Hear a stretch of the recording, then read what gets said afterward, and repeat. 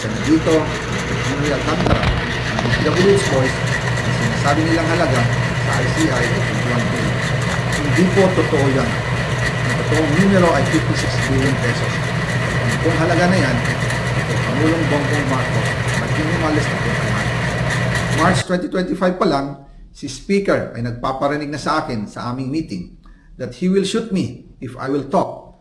At pagkatapos niyang sabihin sa akin in a phone call na don't come home, we will take care of you, tumawag ulit si Speaker Martin at sinabihan niya ako na pag umuwi ako will be dangerous.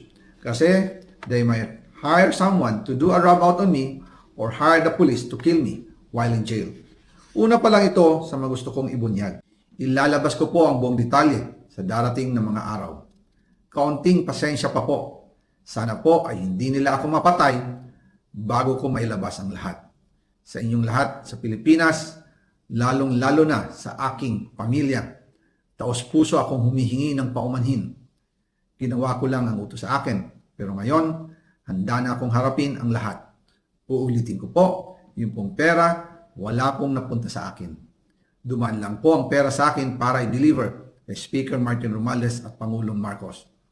Salamat sa inyong pag-unawa.